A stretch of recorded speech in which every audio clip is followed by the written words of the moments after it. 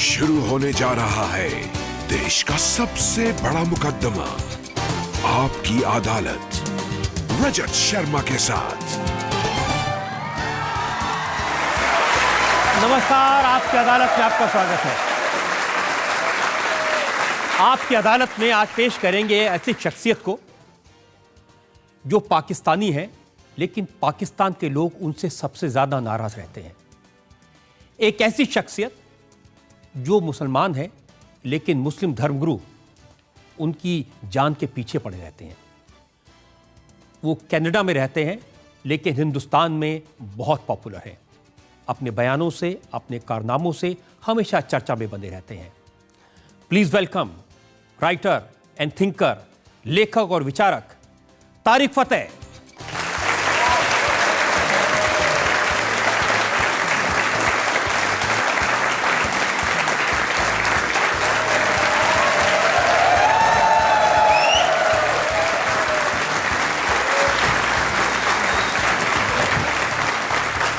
आपकी अदालत में आज के इस खास शो के लिए हमारे आज के जज भी खास हैं। जाने माने शायर मुनव्वर राना,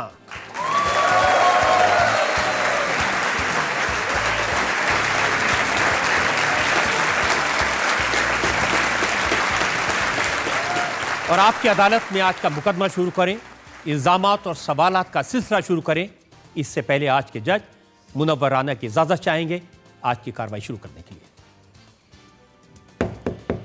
कार्रवाई शुरू की जाए। और इससे पहले कि मैं इल्जाम लगाऊं, सफाई मांगूं तारिक फतेह साहब से, एक नजर डालेंगे तारिक फतेह के जर्नलिस्टिक और पॉलिटिकल करियर। ऑथर और थिंकर तारिक फतेह के अपने शब्दों में, तारिक फतेह एक इंडियन हैं जो पाकिस्तान में पैदा हुए, एक पंजाबी हैं जिसने इस्लाम में जन्म लिया, कनाडा में एक इमिग्रेंट हैं जो मुस्लिम समाज को जगाने का काम करते हैं। तारिक फतेह कहते हैं कि वो एक मुस्लिम हैं जिसके पुरखे हिंदू थे। तारिक फतेह पाकिस्तान के क्रिटिक हैं। उनकी स्पीचेस पर पाकिस्तान में पाबंदी है। 1960 और 1970 के दशकों में तारिक फतेह को पाकिस्तान में जेल जाना पड़ा था। 1977 में तारिक फतेह पर पाकिस्तान में देशद्रोह का चार्ज लगा था। 10 साल सऊदी अरब में रहने के बाद तारिक फतेह कनाडा में बस गए। कनाडा में तारिक फतेह कॉलम और किताबें लिखते हैं, एक टॉक शो करते हैं, अपने बयानों से चर्चा में बने रहते हैं। भारत में तारिक फतेह काफी पॉपुलर हैं क्योंकि वो पाकिस्तान के सबसे बड़े आलोचक हैं। आपकी अदालत में तारिक फतेह अपनी पैरवी खुद करेंगे। तो मुकदमा शुरू होता है। आपकी अदालत में पहला इल्जाम तारिक फतेह पर। आपकी अदालत में राइटर और कमेंटेटर तारिक फतेह पर इल्जाम है कि पाकिस्तान की नजर में ये इंडिया के एजेंट हैं। अब तारिक साहब, आप पाकिस्तान में पैदा हुए, वहां की मिट्टी में खेले, वहां पढ़े बड़े हुए, लेकिन हर बात पे, और ये इल्ज़ाम मेरा नहीं है, पाकिस्तान के लोगों का है, हर बात पे आप पाकिस्तान के बारे में कुछ न कुछ कमेंट करते हैं। अब देखिए, रिसेंटली इंडियन आर्मी ने पाकिस्तान में जाकर के सर्जिकल स्ट्राइक्स किए, पूरा पाकिस्तान शॉक्ड है, लेकिन आप ताली बजा रहे हैं, आप कह रहे हैं वाह बड़ा अच्छा किया। मैं आपको करेक्ट कर लूं कि हिंदुस्तान ने पाकिस्तान पे हमला नहीं किया। हिंदुस्तान ने उस सरजमीन पे हमला किया जिस पे पाकिस्तान ने ऑक्यूपेशन की हुई है। हिंदुस्तान का इलाका गिलगित बल्तिस्तान का।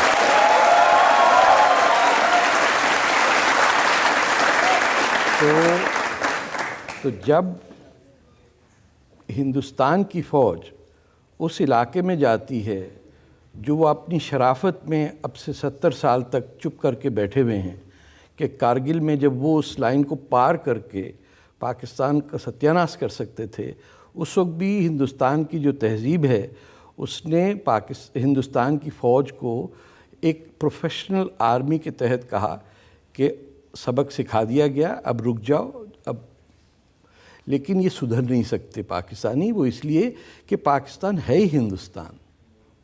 दरियाए सिंध पाकिस्तान में बहता है, गंगा में नहीं बहता।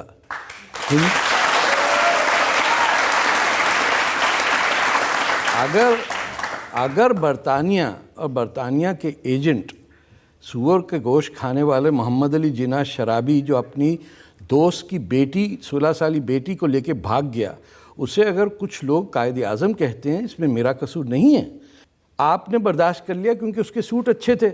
हम क्यों बर्दाश्त करें? हम तो नहीं पैदा हुआ, हमारी तो मजबूरी थी कि हमें हमारे वालिद और दादा और परदादा और परनाना जो 5000 साल से हम हिंदुस्तानी हैं, आपने बॉर्डर की लाइन खींच दी और कह दिया कि अब तुम पाकिस्तानी हो। पाकिस्तान किस चीज़ का? पाक क्या चीज़ है? अफ़गानिस्तान होता है अफ़गान के मुल्कों का, कज़ाकिस्तान है कज़ाक के मुल्कों का, बांग्लादेश है बंगालियों का। पाकिस्तान क्या है? नापाक लोगों की जगह है। मैं कहता हूँ आपको,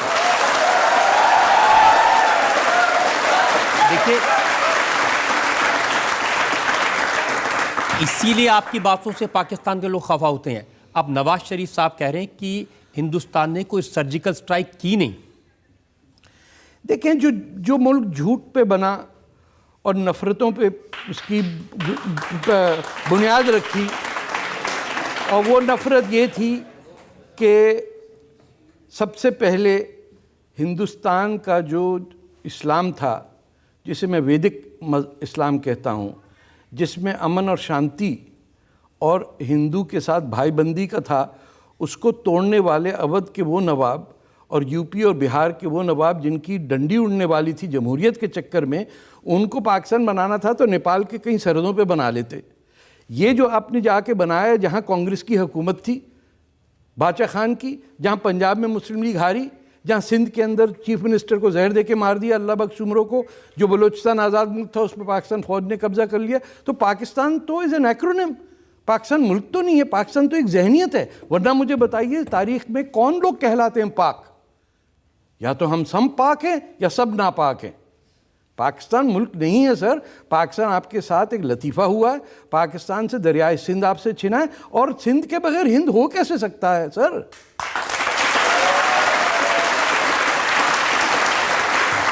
तो आप ये कह रहे हैं कि ये जो सर्जिकल स्ट्राइक किया ये बिल्कुल सही था और थोड़ा और अंदर जाना चाहिए था? नहीं, मैं समझता हूँ, देखें, आखिर मुल्क भी चलाना होता है, हिकमत भी कोई चीज़ होती है, समझदारी भी है।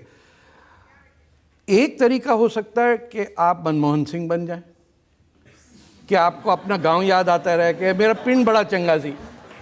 दूसरा आप होंगे कि लोग कहेंगे चाय वाला आदमी प्राइम मिनिस्टर कैसे बन गया, उसने बना के दिखा दी कि चाय कैसे बनती है और मुल्क कैसे बनता है। तो मैं, पाकिस्तान में दो शरीफ हैं, नवाज शरीफ और राहिल शरीफ, और उनकी शराफत को भी आप नहीं मान रहे? देखिए, मैं दोनों शरीफों का बता दूं। एक वाकई शरीफ है, क्योंकि वो तो फैक्ट्री चलाने वाला, बिरयानी खाने वाला, निहारी खेलने वाला क्रिकेटर था। उसको कौन लेके आया? जनरल ज़ियाउल हक। वो अमीरुल मोमिनीन बनना चाहता था। इनके अपना कुछ भी नहीं है, पूरा पाकिस्तान की दौलत लेके ये पंजाब में अपना बना रहे। इनको पता है पाकिस्तान टूटने वाला है, इसीलिए तमाम पाकिस्तान की दौलत इन्वेस्ट होती है पंजाब में। रोड, रेलवे लाइन, बड़े बड़े महल, अमन की आशा की तमाशा वाली आंटियां जो आती हैं यहाँ पे, ये सब पंजाब कर रहा। आप खेल, आपके यहाँ कौन सा आ गया? कभी आपने बादशाह खान की बेटी को बुलाया यहाँ? बादशाह खान की डॉटर इन लॉ को बुलाया आपने कभी यहाँ? आप किसको बुलाते हैं? वही लोग जो लूट रहे हैं हिंदुस्तान को, जो हिंदुओं से नफरत करते हैं, वो अच्छे से कपड़े पहन के आके थोड़ी सी उर्दू बोलते हैं। आप लोग कहते हैं कमाल है, ये तो उर्दू बोल रही, तो बहुत बड़ा इंटेलेक्चुअल होगा। आप कह रहे थे कि इन दो में से एक शरीफ है तो दूसरा बदमाश है।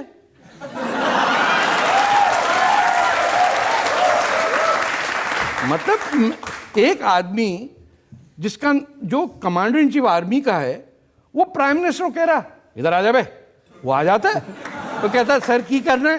बोला खड़े होकर 3 दफा उठक बैठक लगाओ। कहते उठक बैठक लगाना सर, नौकरी से नहीं निकालना सर, बड़ी मुश्किल से प्राइम मिनिस्टर बनाओ सर प्लीज।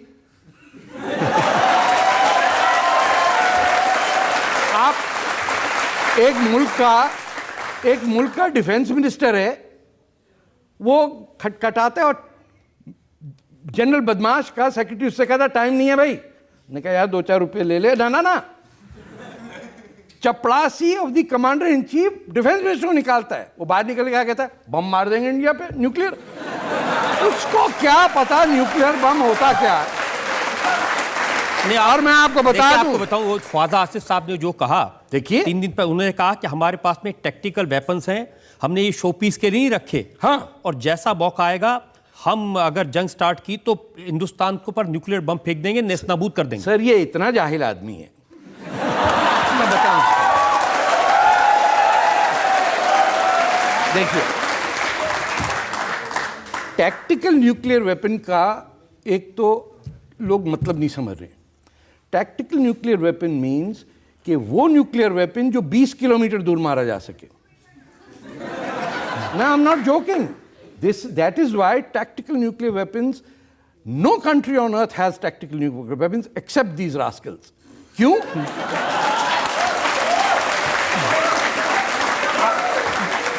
या तो इसको पता नहीं है कुछ और ये अपनी जमीनों की वजह से डिफेंस मिनिस्टर बना, या हमारी बदनसीबी के हमारे पड़ोस में इस किस्म के पागलखाना बना हुआ है कि just imagine what he's saying. We can use it. But he can use it on his own territory, sir. He is saying कि we will bomb Pakistan. कि अगर इंडिया की फौज आई तो हम अपनी जमीन, इंडिया की फौज का भूटान जाएगी तो मारेंगे।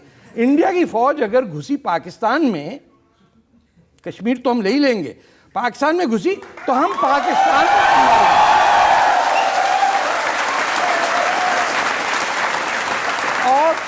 और ये सबूत है कि it is a death cult that has been indoctrinated into the Pakistani Punjabis mind. लेकिन अब उन्होंने अपनी बात बदली है, उनको याद नहीं आया होगा उन्होंने कल। लेकिन झूठ बोलने का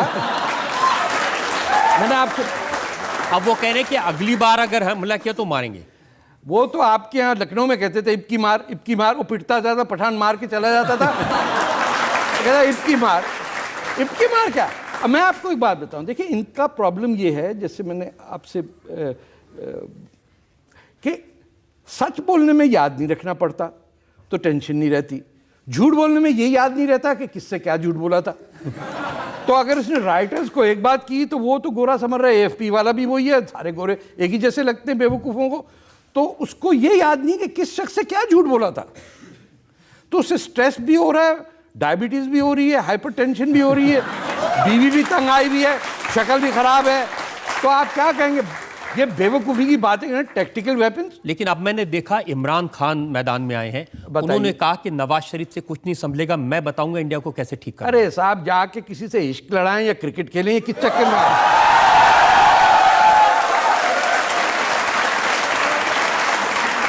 हमारे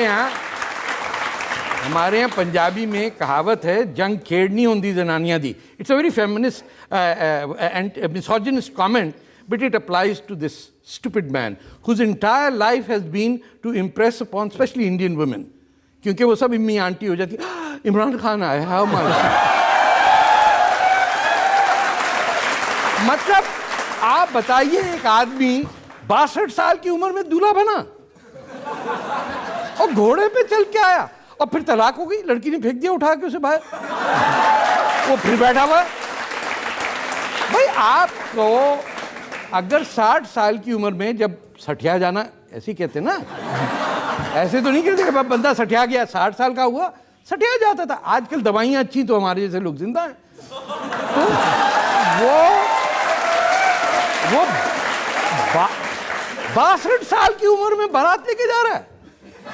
अरे हमारे यहाँ तो पुराने राजा नवाब के 18 साल के बच्चे जाते थे, बल्कि 6-6, 7-7 साल के भी जाते थे कि बड़े होके इनकी शादी होगी। इसको शर्म नहीं है, हया नहीं है, सियासत में आ गया। बेईमान लोग हैं ये। वो पंजाबी हैं जो पश्तो बनना चाहते हैं, जैसे आपका मुशर्रफ दिल्ली वाला है, वो पंजाबी बनना चाहता है। ये वो पंजाबी जो कहते हैं हम अपग्रेड करना चाह रहे हैं, हम पश्तों पठानों की तरह बोलेंगे। This is all nonsense. इनका आइडेंटिटी क्राइसिस है। आप देखिएगा, कोई दिल्ली वाला पंजाबी एक्सेंट में कभी किसी ने बात की है? कोई दिल्ली से है यहाँ? सारी तो कोई आप पंजाबी एक्सेंट से बोलेगा? कोई भी नहीं। ये मुशर्रफ कहां से आ गया पुरानी दिल्ली से, पाकिस्तान में अंग्रेजी बोलता है पंजाबी एक्सेंट में? सब झूठे हैं। अगर इनमें अभी मुशर्रफ साहब ने ये सर्जिकल स्ट्राइक्स हुई, उसके बाद मुशर्रफ साहब का तो ये कहना है कि अगर मैं होता तो मैं ठीक कर देता। अरे तुम होते मुशर्रफ तो ज्यादा से ज्यादा अकबर बुगटी का खून करते। ये मुंह और मसूर की दाल, 80 साल के आदमी को गार में पॉइजन गैस से मार दिया तुमने, पाकिस्तान के नाम पे, इस्लाम के नाम पे। कमर टेढ़ी हो गई, झुक गई, जाके अभी वीडियो चल रहा है आजकल, बेढंगा सा नाच कर रहा है अपनी बीवी के साथ। ना नाचना आता, ना खाना आता। आपने कहां से कचरा भेज दिया पाकिस्तान? इसी को यहीं दिल्ली रखते, कहीं हलवाई की दुकान होती पुरानी दिल्ली में, हमारे यहाँ प्रेसिडेंट बनवा के भेज दिया आपने। लेकिन अगर इसी तरह के लोग रहेंगे तभी तो फिर हाफिज सईद जैसे लोग खुलेआम तकरीर करते हैं और पाकिस्तान की सरजमी पे बैठ के हिंदुस्तान को धमकियां देते हैं। Hafiz Saeed is the prime minister of Pakistan sir. Hafiz Sayed Salahuddin is the defence minister of Pakistan. ये किस चक्कर में आप लोग को समझ में नहीं आ रही हिंदुस्तानियों को? आप लोग तो एक तो पता नहीं डीप फिलॉसफी में चले जा रहे हैं। हमको आंखों के सामने नजर आ रहा है कि वो लोग जो 30 लाख बंगालियों को 10 महीने में मुसलमानों को मार सकते हैं, वो अपने माँ बाप को बेच सकते हैं। और मैं आप बताऊं आपको, अभी तो मेरे बंगाली मुसलमान बहन भाइयों की आहें पहुंची नहीं है खुदा तक। जब पहुंचेंगी वो करेगा, तब हशर होगा, देखिएगा। जिसने जिन बच्चियों को रेप किया इस्लाम के नाम पे, उनका हशर एक ही जनरेशन में ख़त्म हो जाता है। अभी देखिए आगे क्या क्या होता है। बलोच बच्चों को मार के जहाज से फेंकते हैं ज़मीन पे, उनकी बच्चियों को रेप कर रहे हैं आप, बस ये कह के कि ये काफिर है। हम तो, हमारी तो तहजीब होती कि बहुत ही खूबसूरत लड़की हो तो कहते थे काफिर हसीना। हाँ, क्या काफिर वो बनाई है निहारी हैं? अब वो काफिर वर्ड को उन्होंने इतना नेगेटिव किया कि बच्चों को मार रहे हैं कि काफिर नहीं है। एक मुसलमान दूसरे को मार रहा है। सीरिया में कोई हिंदू मार रहे हैं मुसलमानों को? कौन मार रहा है किसी? ये बात सही है कि लोग कहते हैं कि मरने वाला भी मुसलमान, मारने वाला भी मुसलमान। और आज से नहीं, इनके यहाँ खून चढ़ा हुआ इनको कि किसी तरह पाकिस्तान बनाया था जहां हम पहुंच बैठेंगे, रेस्ट करेंगे, जब अंग्रेज चला जाएगा फिर हमला करके हम मुगल डायनेस्टी तो हमारी है, हम फिर आ जाएंगे नवाब। लेकिन ये अपनी फौज के नाम पर इतनी बड़ी बड़ी बातें करते हैं कि हम नेस्तनाबूद कर देंगे, हमारी फौज बड़ी ताकतवर है। कहाँ से सर? वो फालूदा इनके मिसाइल में कुछ भी नहीं है। बेकार की बात है। ये वो लोग हैं फौजी, आप दुनिया बता। अब अगर मैं कहूं कि इंडिया की फौज कॉर्नफ्लेक्स बनाने लग जाए तो आपको हंसी आएगी। ये वॉशिंग मशीन बनाते हैं, ये कॉर्नफ्लेक्स बनाते हैं, इनका फौजी बैंक लिमिटेड है, फौजी इनकी ट्रक चलते हैं। हर जनरल जो है जो बेईमानी नहीं करता, he retires as a multi millionaire in US dollars. ईमानदार जनरल, क्योंकि स्ट्रक्चरली ऐसा है कि आप लेफ्टिनेंट से कप्तान हुए 2 बीघा जमीन, कप्तान से मेजर हुए 3 करनाल दे दो। वो साला जब तक कर्नल पहुंचता है उसके पास 200 एकड़ जमीन आ जाती है। ये लॉज में लिखा हुआ है। सारी जो आर्मी के जनरल्स हैं इनके पास में बहुत जमीनें, बहुत sir, hundreds of millions of dollars in Swiss bank accounts. Just General Kayani, the last head of the ISI. You think कि आपका जनरल बदमाश शरीफ जो है ये क्यों कर रहा है? इसकी अपॉइंटमेंट एंड होने वाली है। हाँ, सो जंग चल रही, जंग के बीच में कौन करता है अपॉइंटमेंट, रिटायरमेंट? उन्होंने कहा मैं तो तैयार हूं, लेकिन जंग चल रही हिंदुस्तान से तो आप रिन्यू कर दीजिए। वो बेवकूफ रिन्यू नहीं करेगा, उसकी तो वैसे हवा खारिज हो जाती है कि अरे बाप रे बाप जनरल आ गया, माई बाप माफ कर दो। He'll renew that. This is being done by them to get that man a renewal. ये लोग कहते हैं उसका भाई मर गया था 65 में तो बदला ले। नहीं भैया, ये पाकिस्तानी पंजाबी जनरल, इनको सिर्फ US डॉलर नजर आता है। ये पाउंड स्टर्लिंग में भी खुश नहीं होते। सऊदी रियाल भी जो इनको मिलता है ना खैरात ज़कात में भिखारियों की तरह, वो कन्वर्ट करा के वहाँ भेजते हैं अमेरिका शरीफ। मैंने तो ये सुना कि थोड़ा डर है नवाज शरीफ साहब को कि कहीं राइल शरीफ कू ना कर दें जाते जाते। कू कर दिया सर, मैं आपसे कह रहा हूँ सर देखिए, to be very serious, Kerry Lugar bill pass हुआ, which was enacted in to law, senator Lugar and जो अब सेक्रेटरी ऑफ स्टेट है. The US Congress determined, it's a law, the moment Pakistan's military takes over the affairs of government in Pakistan, automatically, not with a discussion, all US transfers of fund to Pakistan will come to an end. यानी हुक्का पानी बंद. That is Kerry Lugar bill. उसका bypass, अमेरिकियों को क्या पता किस type के चोरों से डील कर रहे हैं. उन्होंने कहा सर कू करेंगे नहीं, बताएंगे नहीं किसी को कू हुआ. वो तो ज़ियाउल हक ने कहा था ना 4 जुलाई को, वो अमेरिकन एम्बेसी में शराब पी रहा था जुल्फ़िकार अली भुट्टो, ये भागे जा रहे थे और जाके कू कर दिया इन्होंने. अब कू होगा किसी को पता ही नहीं. आपको किसी ने टेलीग्राम दी कि कू नहीं हुआ? अगर कू नहीं हुआ तब बताइए. Coup is the default state of affairs. Karachi में दुनिया का 8वां बड़ा शहर, पाकिस्तान फौज आप ही यूपीसीपी के महाजरों को कत्लेआम कर रही है. 200 बच्चा गायब है, डेड. कराची का मेयर पिछले 3 महीने से जेल में. आपने खबर सुनी कभी? कभी टाइम्स ऑफ इंडिया कहीं किसको पीड़ी नहीं है इस बात की? वो कहते हैं अनाउंस नहीं हुआ. अरे अनाउंस नहीं हुआ. कराची का मेयर ऐसे है, केजरीवाल साहब को जेल में बंद किया और किसी को पता ना हो. ये मुमकिन है? नहीं.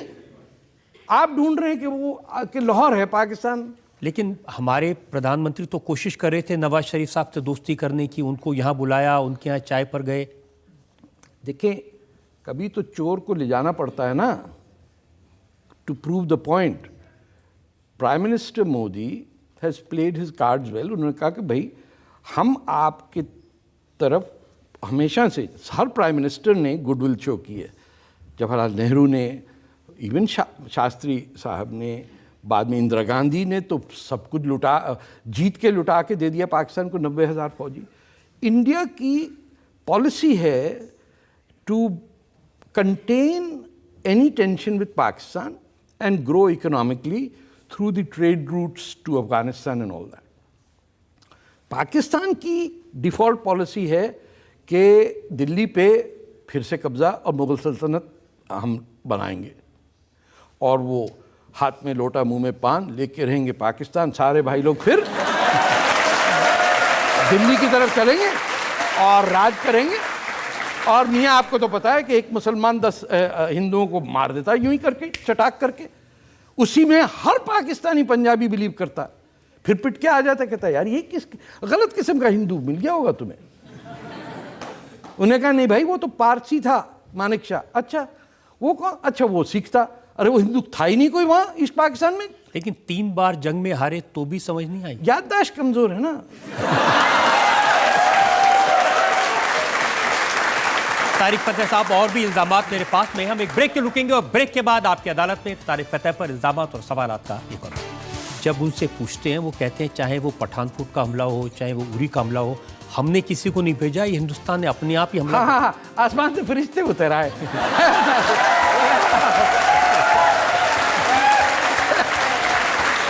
वो कहते हैं ऐसी कुछ नहीं किया, आप ही क्यों आ गया कोई, ये कोई बात हुई. Welcome back. आपकी अदालत में आज हम मुकदमा चला रहे हैं तारिक फतेह पर. आपकी अदालत में अगला इल्जाम. आपकी अदालत में राइटर और कमेंटेटर तारिक फतेह पर इल्जाम है कि इन्हें पाकिस्तान फोबिया है. अब ये भी इल्जाम पाकिस्तान के लोगों का, मेरा नहीं है. वो कहते हैं कि बहुत नाराज हैं आपसे, आप हर बात में, और वो हमें उसका नज़ारा देख भी लिया कि कैसे आप पाकिस्तान को ठहस करते हैं. आप एक जगह आपने कहा कि पाकिस्तान गटर है, नाम है गटर. पाकिस्तान देखें, पाकिस्तान का आधा हिस्सा तो बलूचिस्तान है. उससे मेरे सारी ज़िंदगी का वास्ता. 1967 से मैं उसकी आज़ादी के लिए अपने बलूच भाइयों के साथ लड़ रहा हूँ. मेरे कई दोस्त उसमें मरे, कई मेरे दोस्त मुक्ति वाहिनी में मरे जो बांग्लादेश की आज़ादी.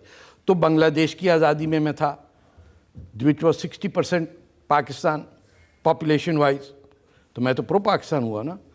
Balochistan which is 48% of the territory of Pakistan, I am in favour of them. Sindhu देश की मूवमेंट में मैं उनके साथ हूँ, that is another 20% of Pakistan. Karachi का मेयर मेरा जिगरी यार है, कराची को मैं कहता हूँ कि उसके साथ जो ज्यादती हुई, तो मेरा इशू ये पाकिस्तानियों से नहीं है, मैं इनको पाकिस्तानी कहता नहीं हूँ। नहीं, आप कहते हैं मैं पाकिस्तानी हूँ, लेकिन आप कहते हैं नहीं, कि मैं नहीं कहता, मैं कहता हूँ आई am an Indian born in Pakistan. मैं अपने आप को पाकिस्तानी नहीं कहता हूँ। 1965 की जंग की मैंने कहा I am not a Pakistani, I am a Punjabi, I am a Muslim, लेकिन आप I am an Indian, I am not a Pakistan, there is no such thing as Pakistan. लेकिन तारिक साहब, आप ये भी तो कहते हैं ना कि पाकिस्तान पूरी दुनिया में आतंकवाद को, टेररिज्म को, दहशतगर्दी को एक्सपोर्ट करता है। तो इसमें कोई शक है क्या? देखिए, मैं इसको क्लैरिफाई करूं। देखिए, एक इंस्टीट्यूशन तो है ना Pakistan, it's not a country. What I mean is कि Pakistan is the component of the military officers, the Punjabi landlords, idiots like the defence minister, और वो जनरल जो है, इनका ट्विटर का जनरल है, जनरल बाजवा, और बेतहाशा इस किस्म के अहमक लोग आपको मिलेंगे जो पाकिस्तान टीवी पे गलत किस्म की उर्दू। आप कहते हैं 2 तरह के जनरल होते हैं वहाँ, विस्की जनरल और मुल्ला जनरल। देखिए, वो कैसा जनरल है जो विस्की नहीं पीता हो और थोड़ी सी खाने के बाद ब्रांडी? ये कैसा मुसलमान है जो शराब नहीं पीता? अब मिर्जा गालिब को आप कहेंगे कि वो शराब पीते थे? अरे भैया, मोहम्मद अली जिन्ना सुअर खाता था, शराब पीता था, उसको तो कायदे आज़म बना दिया आपने। हम कहते हैं हमको बियर पीनी, तो कहते हैं काफिर। तो आप डिनाई करें।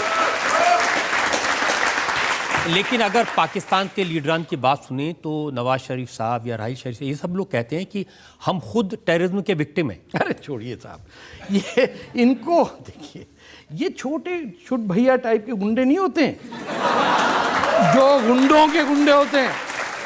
वो बड़ा दादा कहता है अरे ये हमारा एरिया है, वो फिर छोटे से कहता है पप्पू ये गली तुम्हारी है, फिर वो पप्पू यूं घूमता अरे हमारा दोस्त है मारेगा। They are useless people, sir. इन्होंने जिंदगी में किताब नहीं पढ़ी। प्राइम मिनिस्टर नवाज शरीफ के घर में गार्डियन का कॉरेस्पॉन्डेंट जाता है, महल है जनाब, शेर मरा हुआ, चीता, हाथी, दांत निकले हुए, सर। उसने कहा आपके पैलेस में साहब रिसाला है कोई? अखबार एक नहीं था, किताब तो दूर की बात है। There was no book or newspaper in that house। इन्होंने कुछ नहीं किया। इन्होंने सबसे बड़ी किताब जो पढ़ी है ना, वो होगी how to make friends, Dale Carnegie की, वो भी 1962 का एडिशन। अगर इनसे आप ये सवाल पूछें और 2 सेकंड में जवाब ना मिले तो झूठ बोल रहा है। अब उसे कहे which book are you reading nowadays? वो कहता क्यों इम्तिहान होने वाला कोई? That's the only book they read. Chartered accountant का, फिर वो सर्टिफिकेशन होती है माइक्रोसॉफ्ट की, वो सब पढ़ रहे हैं। इजाद कुछ नहीं कर पा रहे। इजाद हिंदुस्तान में हर चीज़ हो रही है। लेकिन जब उनसे पूछते हैं, वो कहते हैं चाहे वो पठानकोट का हमला हो, चाहे वो उरी का हमला हो, हमने किसी को नहीं भेजा, ये हिंदुस्तान ने अपने आप ही हमला। हाँ, आसमान से फरिश्ते उतर आए।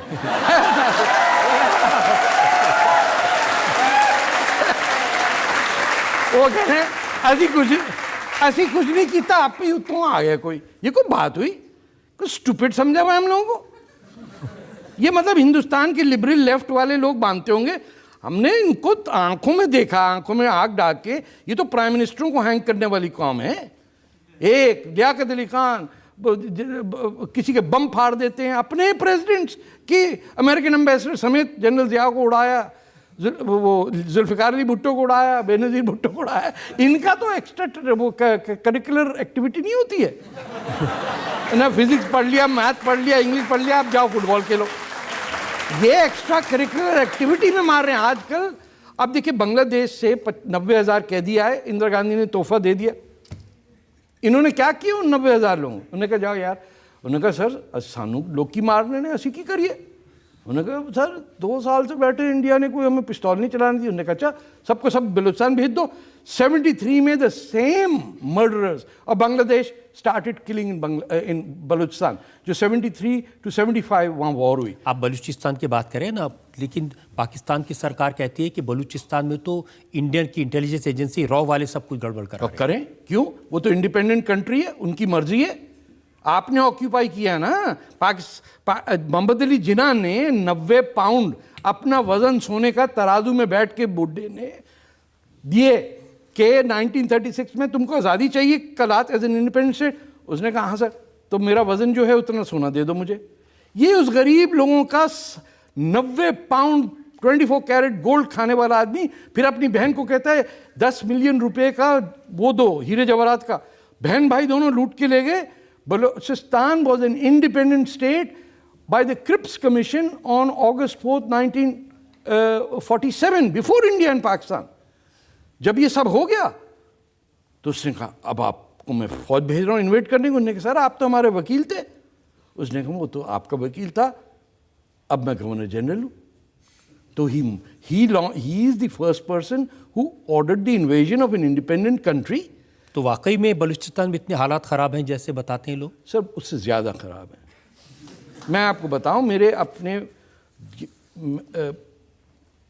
और ऐसे कि मेरे एज ग्रुप का कोई बलोच अब एक्टिव नहीं है, क्योंकि आपके नवासे को उठा के ले जाए, आप पहाड़ों में लड़ रहे हैं, आपकी बीवी को उठा के ले जाए, बोले अब 2 आदमियों ने आज रेप किया, आप नहीं आए तो 2 और करेंगे, तो आ जाइए आप सरेंडर करने।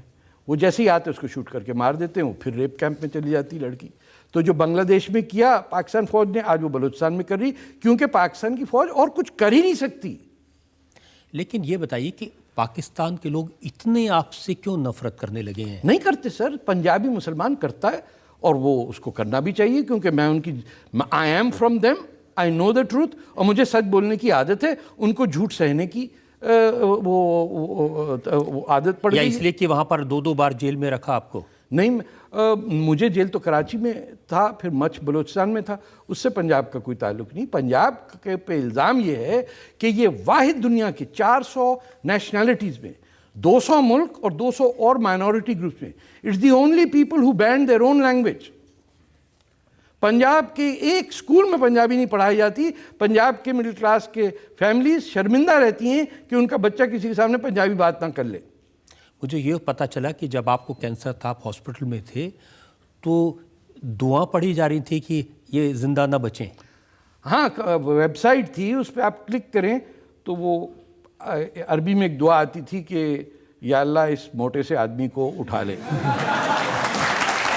अच्छा, मैंने कहा कि भाई वो कर रहे हो, वो सुन नहीं रहा है, वो ऊपर वाला is an long leave of absence. नहीं, भगवान का बहुत बहुत शुक्र है कि आप ना हमारे साथ है सर। वो इस मामले में हम भगवान हमारे साथ है, क्योंकि अगर उनके साथ होता तो मैं मर चुका होता।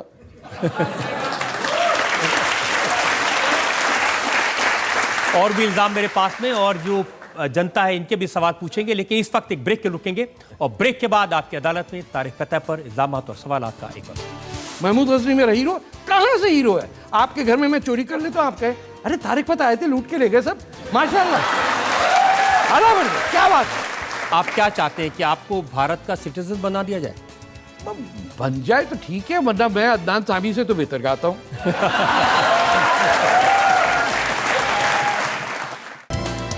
Welcome back. आपकी अदालत में मुकदमा चला रहे हैं तारिक फतेह पर। आपकी अदालत में अगला इल्जाम। आपकी अदालत में राइटर और कमेंटेटर तारिक फतेह पर इल्जाम है कि ये जहां जाते हैं वहां माहौल खराब करते हैं। अब देखिए, अब तक तो मैं आपको पाकिस्तान के इल्जामात बता रहा था, वहां के लोगों की शिकायतें बता रहा था। हमारे Ghulam Nabi Azad, leader of the opposition Rajya Sabha में, उन्होंने कहा कि ये आदमी जहां जाता है माहौल खराब कर देता है, ऐसी बातें करता है, लोगों को भड़काता है। क्या कहूं उनसे?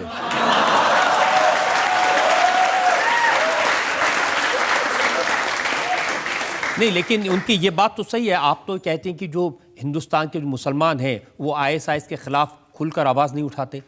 आईएसआई के खिलाफ नहीं, हिंदुस्तान के मुसलमानों पे मुझे ये गिला है कि वो दुनिया की सबसे आज़ाद मुल्क में रहते हुए जो हिंदुस्तान की प्रोग्रेस है, मैं चाहता हूँ कि ये भी उसी तरह जैसे फरीद ज़करिया हैं या सलमान रुश्दी हैं हिंदुस्तान के मुसलमानों में आगे आके नज़र आ रहे हैं। एक रिवाज निकला है कि अब सबको बुर्का पहना दो, और जब माएँ बुर्कों में बंद रहती हैं तो उनके बच्चे भी उतना ही विटामिन डी डिफिशिएंसी में रहते हैं। वो कवानीन जो सऊदी अरेबिया की तेल की वजह से हिंदुस्तान पहुँचे हैं, जो उनके मौलवियों को तनख्वाहें मिल रही हैं, जो पैसा आ रहा है बाहर से, उससे हमारे मुसलमान, हिंदुस्तान के मुसलमान जो अरूज पे पहुंच सकते हैं, क्योंकि they are not the deprived class, ये तो रूलिंग क्लास है। 800-900 साल मुसलमान ने यहाँ हुकूमत की, को हम दलितों की बात नहीं कर रहे। तो वो अपने ही हाथों में क्यों जंजीरें डाल रहे हैं? इसलिए कि जो लोग उनको सिखाने वाले हैं, अब जाकिर नायक हैं जी, बहुत फॉलोइंग है उनकी। बताइए, आप उनके बारे में कहते हैं कि इनकी शक्ल ठीक नहीं है, कपड़े ठीक नहीं है। नहीं, मतलब अच्छी शक्ल है, उन्होंने खुद ख़राब की हुई है, मुझे इस पर एतराज़ है। देखिए, मैं ये कहता हूँ कि अल्लाह ताला ने आपको इजाज़त दी कि दाढ़ी और मूछें रखें। ये जो मूछें उड़ाई हुई हैं मुसलमानों ने, ये सलफ़ी इस्लाम का इशारा है, ये जिहादी ताकतों का ताल्लुक़ है इससे, जो हिंदुस्तान में अभी लोग समझे नहीं है। जिसकी मूछ नहीं है और दाढ़ी है, तब समझ लें कि यहाँ गड़बड़ है। देखिए क्या फ़र्क पड़ता है, क्योंकि वो फ्लैग है, दाढ़ी नहीं है। नहीं, मैं बता रहा हूँ, आप कभी कपड़ों पर कमेंट करते हैं? मैं बताऊंगा ना आपको कि अगर आप नाटसी झंडा सर पे पहनेंगे तो आपको लोग नाटसी कहेंगे ना। तो अगर आप इख्वानुल मुस्लिमीन का हिजाब, जिसका हिंदुस्तान से कोई ताल्लुक नहीं, हमारे यहाँ दुपट्टा है, मुसलमान क्या है, हिंदू सिख भी दुपट्टा पहनते हैं पंजाब में, I have no problem, it's beautiful dress. लेकिन जब से अरबों के पास तेल आया, हिंदुस्तान में जो पूरी आज़ादी की मूवमेंट में मुसलमान औरतें मेवत और इधर उधर से बाहर निकल के आ रही थी, और आप देखिए 1950s में क्या उनकी पार्टिसिपेशन थी, अब क्या होता जा रहा है। अब आए दिन तो इल्ज़ाम लग जाता है। देखिए, आप कौन होते हैं तय करने वाले, कौन कैसे कपड़े पहनेगा, कौन कैसी दाढ़ी रखेगा? मैं बताता हूँ आपको। जब कोई सुसाइड करने वाला है तो आप क्या कहेंगे? You have a choice to jump और नॉट टू जंप।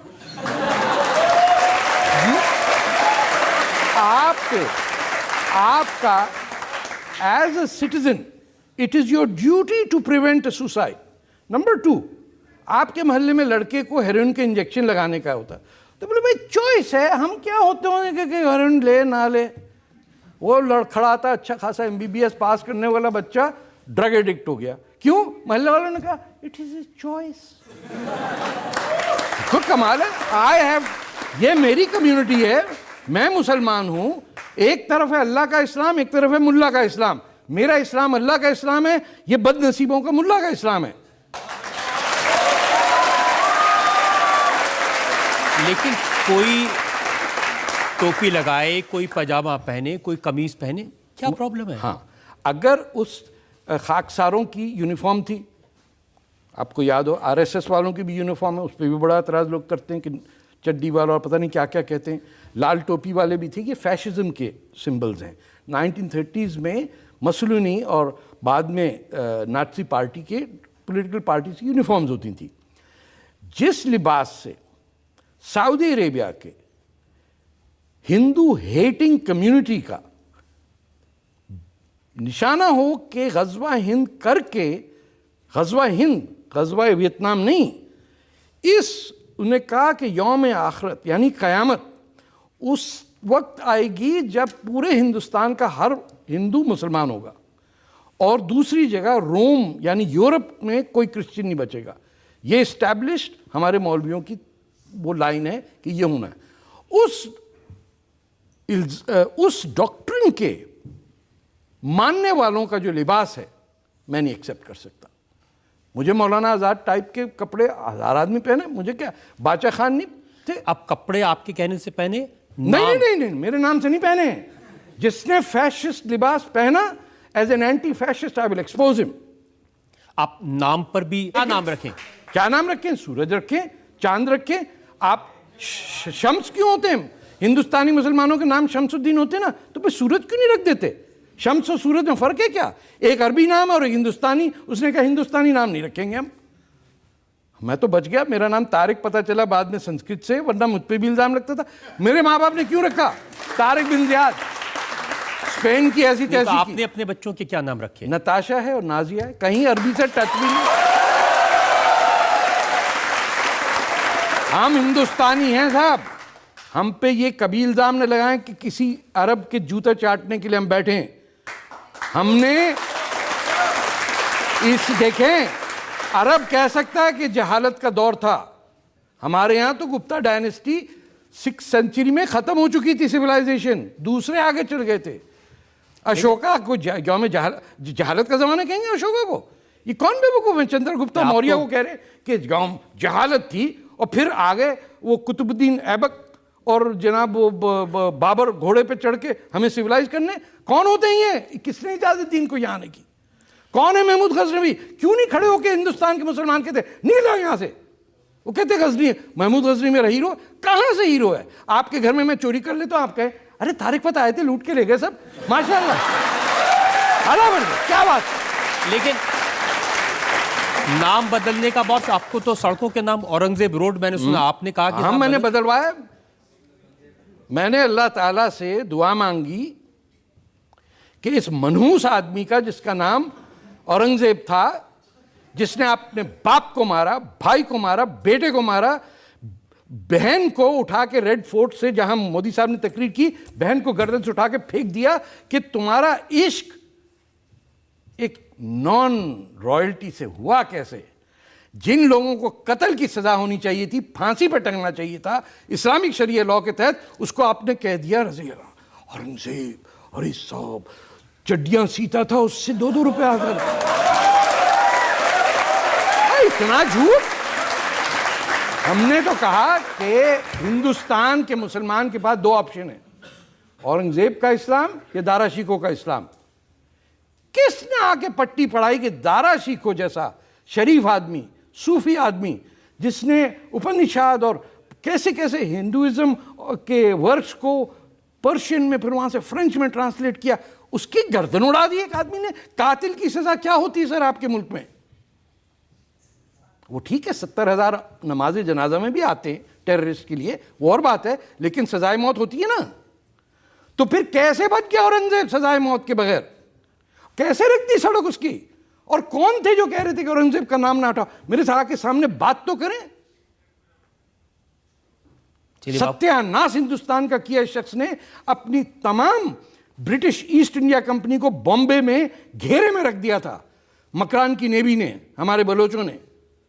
इसने आके उनको रिलीफ किया, और उसके बाद 1710 में तो खैर ये मर गया, या 1708 में मरा।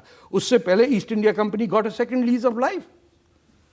चलिए, अब तो खुश हैं कि उसका नाम बदल के ठीक है, अब्दुल कलाम साहब के अब्दुल नाम कलाम भी ठीक है, वो भी हमारे टाइप के मुसलमान हैं, जिसमें कहता हूं माई काइंड ऑफ मुस्लिम। ये तामिल वामिल ये सब सर ये हिंदुस्तानी मुसलमान हैं, हम अरब नहीं हैं। हमें माफ़ कर दीजिए, हमारा कोई ताल्लुक नहीं है। हमारे माँ बाप पढ़ पाते सब 5000 साल से, पता नहीं हिंदू वर्ड होता भी नहीं होगा, लेकिन जो भी धर्म था उससे चले आ रहे। हम तो मोहनजोदारो की औलाद हैं सर। हमें अब 5000 साल पहले हम शहर बना रहे, और वो आगे पट्टी पढ़ा रहा है कि नहीं साहब 7वीं सदी से पहले जहालत थी दुनिया में। अरे भैया नहीं थी, तुझे पता नहीं है कि यहाँ क्या कुछ होता है? पहाड़ों के अंदर काट के मंदिर बना दिए हमने। नहीं तो अब आप क्या चाहते हैं कि आपको भारत का सिटीजन बना दिया जाए? बन जाए तो ठीक है, वरना मैं अदनान सामी से तो बेहतर गाता हूं।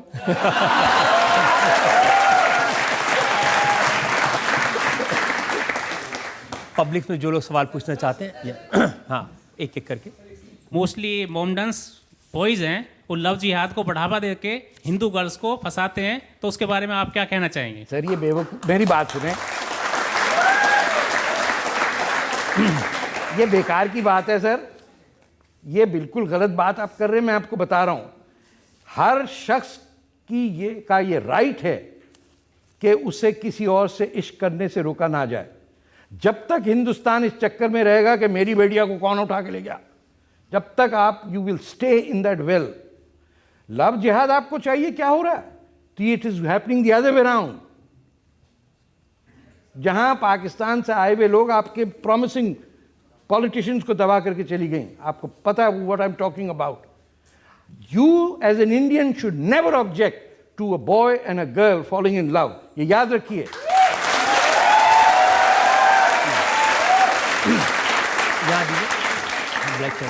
सर, मेरा सवाल है कि पूरी दुनिया आतंकवाद से त्रस्त है और पाकिस्तान भी आतंकवाद से त्रस्त है। पाकिस्तानी अपने आतंकवाद को खत्म नहीं कर पा रहे, इसलिए पाकिस्तान में जनमत संग्रह करवा के पाकिस्तान को हिंदुस्तान में मिला दिया जाए। मोदी जी और भारत के लोग पाकिस्तान से आतंकवाद खत्म कर देंगे। आपका क्या विचार है? टेररिज्म पाकिस्तान में नहीं खत्म हो सकती, क्योंकि Pakistan is a terrorist state. आप अगर मतलब फिएट की फैक्ट्री में सिर्फ फिएट बन सकती, मर्सिडीज नहीं बन सकती। चाहता हूं कि अब पाकिस्तान में जनमत संग्रह करा के उसे हिंदुस्तान बना दिया जाए। नहीं, क्या क्यों होगा भाई? भूटान को नहीं आप हिंदुस्तान में ला रहे, नेपाल को नहीं ला रहे, तो इनको आज़ाद मुल्क होंगे। सिंध होगा, सिंधु देश होगा, आपका पड़ोसी होगा, आप वहाँ बगैर वीज़े के जाएंगे। जैसे यूरोपियन यूनियन में घूमते हैं आप। नानी का मंदिर जो है बलूचिस्तान में, जहाँ हिंदू सिविलाइजेशन कई हिंदुस्तान के इलाकों से पुरानी है, लोग जाएंगे आएंगे। बादशाह खान के मुल्क में आप जाएंगे, पंजाब लाहौर में जाएंगे, आप जाके देखेंगे रंजीत सिंह का महल कहाँ था। ये जो खालिस्तान बोलने वाले लोग हैं, इनको चाहिए ये डिमांड करें कि लाहौर हो कैपिटल खालिस्तान का, तो मैं भी फिर खालिस्तानी हो जाऊंगा। धन्यवाद। आप जिस तरह की बातें कर रहे हैं ना, ऐसा लगता है कि आप तो जैसे आरएसएस के, किसी हिंदू फंडामेंटलिस्ट ऑर्गेनाइजेशन के, किसी हिंदू कट्टरपंथी ऑर्गेनाइजेशन के रिप्रेजेंटेटिव हैं।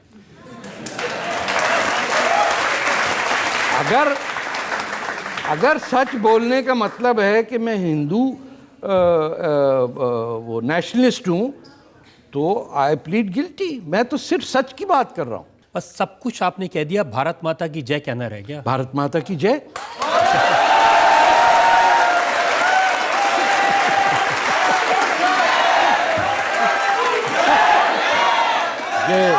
एक और ब्रेक के रुकेंगे और ब्रेक के बाद आपकी अदालत में इल्जाम और सवाल आपका रखा। लेकिन ये सब बातें आप जब नरेंद्र मोदी प्रधानमंत्री नहीं बने तो उससे पहले भी कहते थे या अभी कहने लगे? अरे मैं तो शशि थरूर टाइप के पॉलिटिशियंस को, लेकिन अब तो ऐसे लगता है कि जो मोदी करते हैं आप उसको सपोर्ट करते हैं। भाई अगर ठीक काम कर रहा है तो मैं पागल हूं कि ना करूं सपोर्ट? ये क्या बात है? Welcome back. आपकी अदालत में आज हमारे मेहमान हैं तारिक फतेह। आपकी अदालत में अगला इल्जाम। आपकी अदालत में राइटर और कमेंटेटर तारिक फतेह पर इल्जाम है कि ये पब्लिसिटी के लिए बेसिर पैर की बातें करते हैं। अब देखिए, ये सब लोग कहते हैं, हाँ कुछ भी आप कह देते हैं। अभी नाम बदलने की बात की, हाँ। कपड़े बदलने की बात की। आप कहते हैं कि भारत अकेला ऐसा मुल्क है जहां पर मुसलमान खुल के सांस ले सकते हैं। क्यों गलत कह रहा हूं क्या मैं? क्या सऊदी अरेबिया में, मुझे बताइए, कजाकिस्तान में ले सकते हैं? नहीं।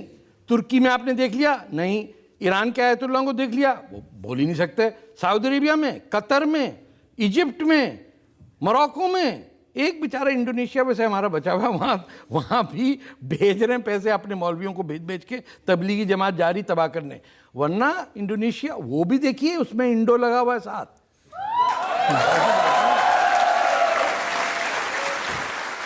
बताते हैं कि लाहौर हिंदू सिटी है। हाँ, ये आपको नहीं पता था?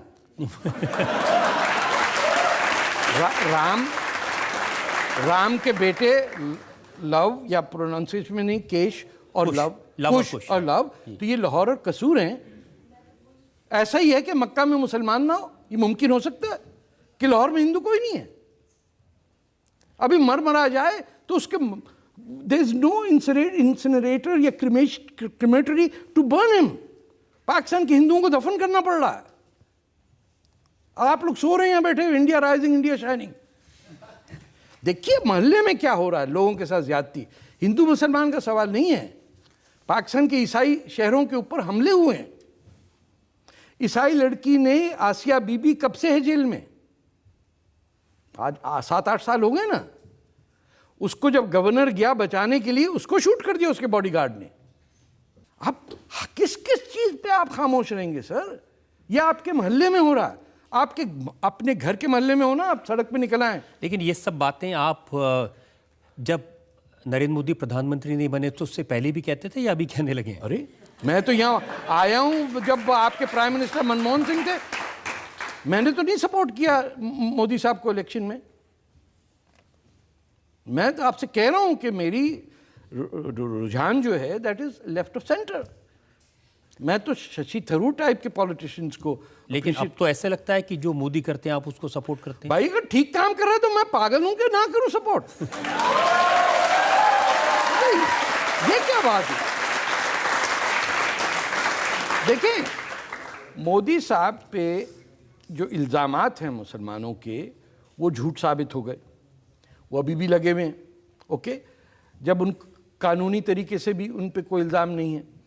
जब वो ये कह रहे हैं कि गुजरात में उस ट्रेजेडी के बाद राइट बंद हो गया मुसलमानों के अगेंस्ट, जो हर साल सीजन होता था, एक दोनों तरफ के दादागिर निकलते थे, दंगा, जिन लोगों का काम ही दंगा फसाद था, वहाँ इकोनॉमी ठीक होती है तो दंगे फसाद ही चले जाते।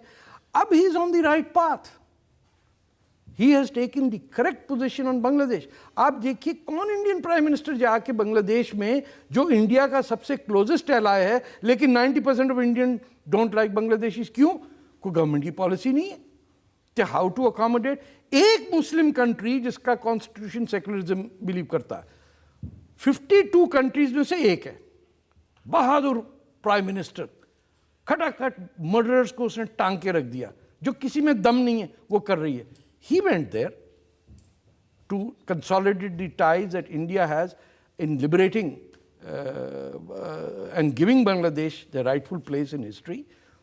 He did the right thing. और कितने साल हो गए उनको सर? यहाँ तो कुछ प्राइम मिनिस्टर थे तो 15-15, 20-20 साल रहे, कुछ भी नहीं हुआ। पूरा आपका एजुकेशन सिस्टम तबाह कर दिया क्योंकि आपके बच्चे किसी को हिस्ट्री का नहीं पता। मैं आपके JNU में गया हूँ, post graduate south Asian studies में स्टूडेंट को बलूचिस्तान का नहीं पता था। ये किस टाइप का ग्रेजुएट निकल रहा है वहां से? JNU के स्टूडेंट्स को ये सरकार देशद्रोही कह दे, उन पर इल्जाम लगा दे, तो ये अच्छी बात है? नहीं, वो गलत बात है। वो कुनैया तो इन्हीं ने बनाया है, बीजेपी ने बनाया है। ये तो जब आप पागल हो जाएं और गाय के बेसिस पे पूरी मूवमेंट चलाएंगे तो पागलपना हो जाएगा। बट ये मोदी साहब कर रहे हैं क्या? उनके भाई वो तो बड़ा खेल खेल रहे हैं।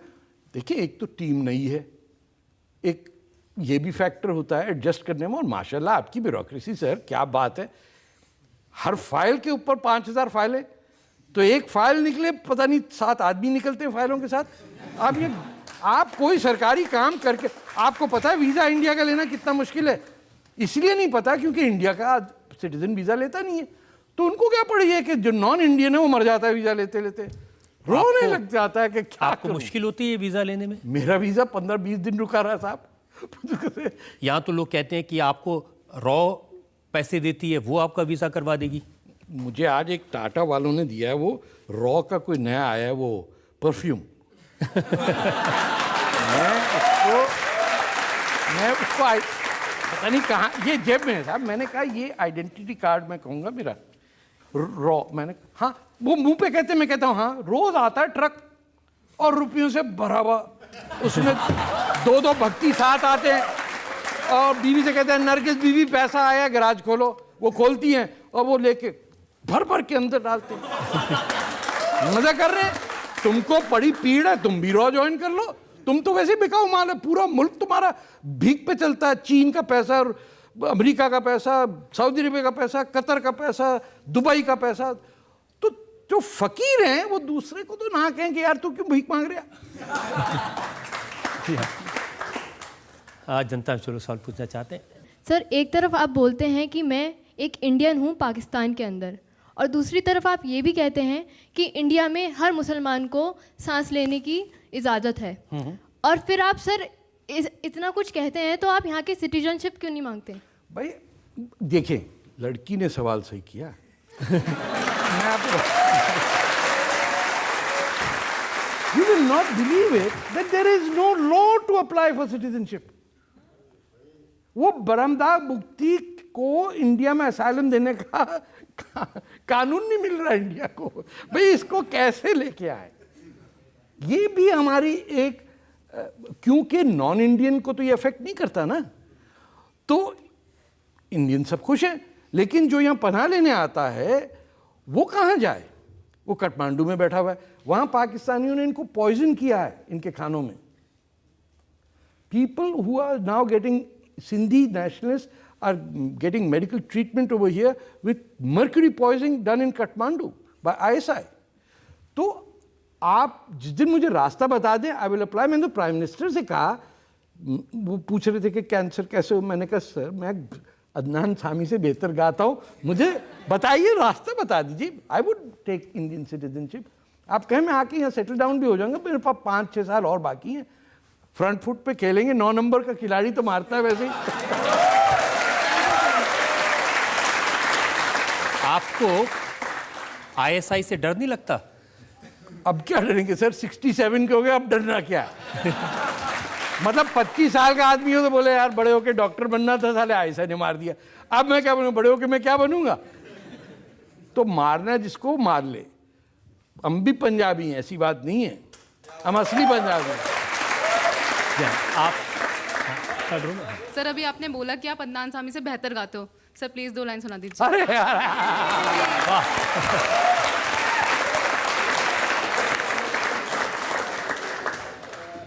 सुना दूं? वाकई जरूर जरूर।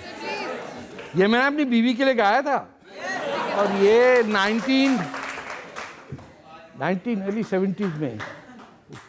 ये आप चला भी देंगे टीवी पे? जरूर। Oh my God.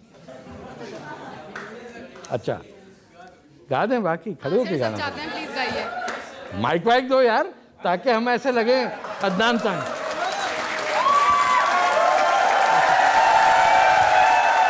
अच्छा, और साथ में गाएंगे आप लोग? हाँ।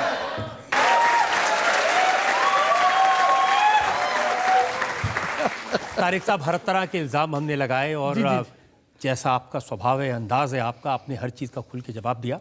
हम एक ब्रेक के रुकेंगे और ब्रेक के बाद सुनेंगे आपकी अदालत में आज की जज मुनव्वर राना का फैसला आज के मुकदमे में।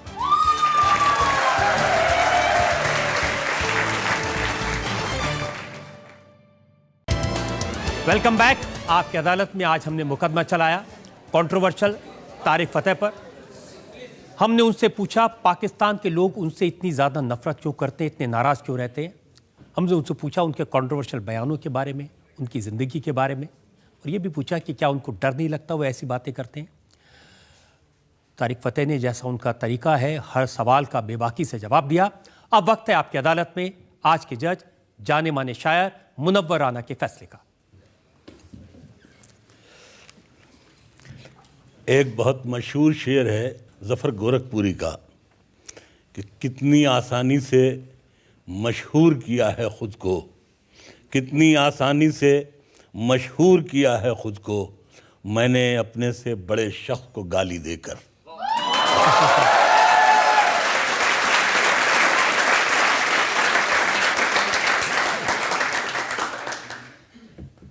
ये अदालत है, जहांगीर का दरबार नहीं। बहुत अच्छी बहस करते हैं, कहानी को खूबसूरत मोड़ देते हैं, किरदारों के साथ इंसाफ भी करते हैं, लेकिन कहानी को इतने कड़वे कलम से लिखते हैं कि कागज़ का मुंह ख़राब हो जाता है।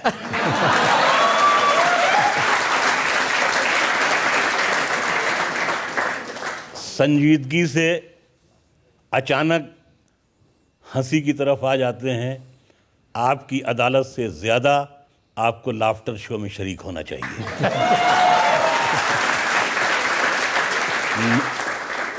मैं अपने फैसले में सिर्फ ये कहना चाहता हूँ कि आज तक जो भी हुआ उसको भुला देना है।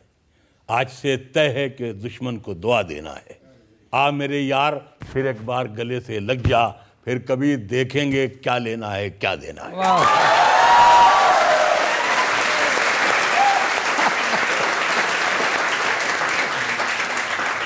इस उम्मीद के साथ, इस यकीन के साथ कि तारिक फतेह इसी बेबाकी से, इसी खुलेपन से अपनी बात कहते रहेंगे, उनके मन में कभी किसी तरह का डर नहीं होगा, खौफ नहीं होगा, और जब भी ज़रूरत पड़ेगी आपकी अदालत में हम उनको फिर से बुलाएंगे।